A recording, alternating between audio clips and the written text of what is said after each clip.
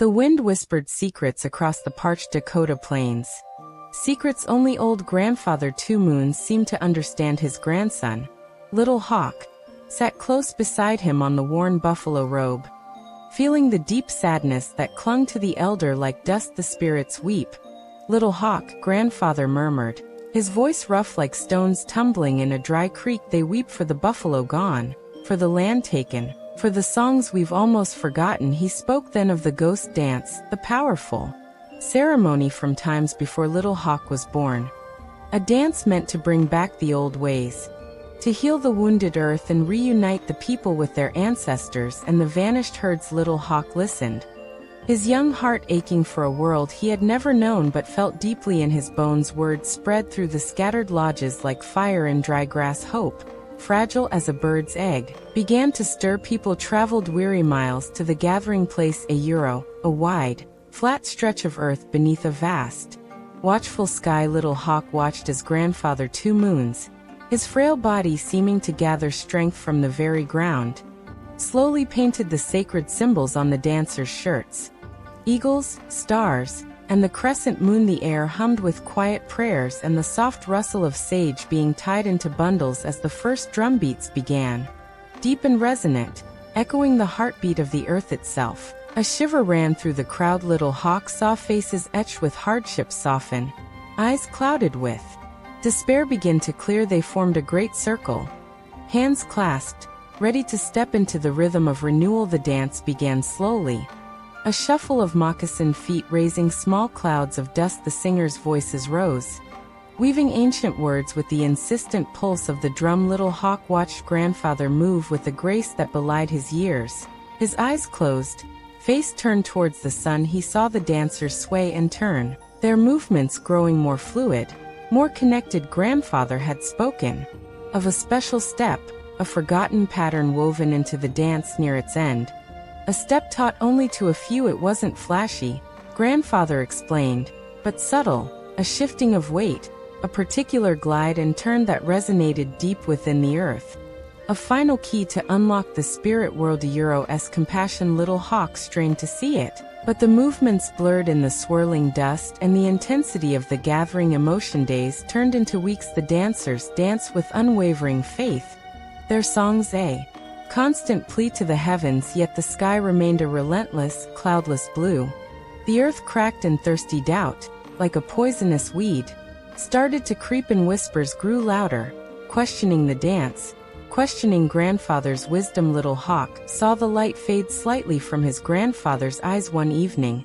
As the sun bled red into the horizon, Little Hawk found grandfather alone, tracing patterns in the dust. The step, grandson, he whispered, his voice thick with sorrow. It is fading, like breath on winter air. The soldiers, their fear, they silenced the drums too soon, scattered the teachers. The final movement, the one that truly calls to the spirits, it is slipping away. He showed Little Hawk a fragment of the step, a slow pivot, a heel grounding firmly, then a sweep of the foot like brushing away tears. Remember the feel, he urged. Then, unexpectedly, a miracle bloomed one morning. After a night of particularly fervent dancing, a soft rain fell. Not a downpour, but a gentle, soaking rain that kissed the dust and brought the scent of sage and damp earth alive. People wept with joy, reaching their hands skyward. Little Hawk saw grandfather Two Moons standing in the gentle shower, tears mingling with raindrops on his weathered cheeks. He began to move, not the full dance, but just that fragment, the grounding pivot, the sweeping motion. Little Hawk felt it then, a deep vibration, a resonance that seemed to hum from grandfather's feet into the grateful earth itself. It wasn't loud, but it felt essential, like the final note of a perfect song. He understood, in that moment, the profound power held within that simple, almost forgotten movement. Time flowed on like the stubborn river that now ran fuller. The soldiers came, as grandfather feared. They saw the hope, the gathering, and the strange shirts as a threat. There was fear, confusion, and then terrible violence. The drums were silenced, the gatherings forbidden. Grandfather Two Moons, heartbroken and frail, passed into the spirit world during the harsh winter that followed, taking the complete knowledge of the ghost dance and its final, sacred step with him. Little Hawk grew into a man carrying the heavy weight of memory.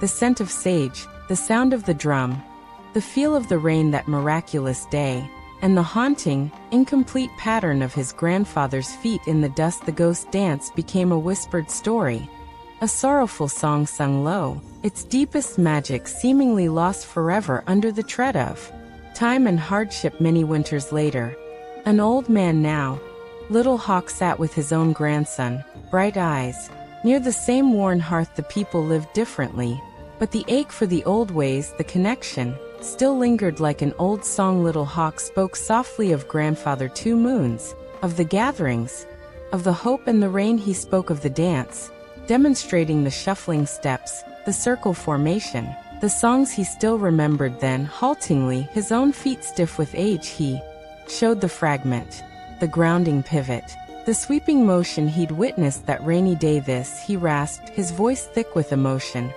This was the last piece, the forgotten step. It wasn't loud, bright eyes, it was a whisper to the earth. Grandfather said it was the key, the final plea the spirits needed to hear. Tears welled in his eyes, not just of sadness, but of profound love and the weight of carrying a fragment of something vast. Bright eyes watched his grandfather's feet, the careful, almost reverent movement on the packed earth floor. He felt the echo of something immense, a connection spanning generations. He didn't know the whole dance, couldn't bring back the buffalo or erase the sorrows of the past. But later, alone under the vast star-strewn sky, Bright Eyes stood on the land. He closed his eyes, picturing the circle of dancers, hearing the phantom drumbeat in his heart. Slowly, awkwardly at first, he tried the fragment pivot, ground the heel, sweep the foot. He did it again. And again. He felt a warmth spread through the soles of his feet, a quiet hum in the stillness. It wasn't magic that changed the world, but it changed something inside him. He felt his grandfather's hand, and his great-grandfather's spirit, whispering across time. It was a small step, a forgotten gesture, but in repeating it, Bright Eyes felt the unbroken thread of his people, fragile but enduring, a quiet promise carried in a simple, remembered movement. Beneath the watching stars, sleep now, and dream of whispers that connect us all.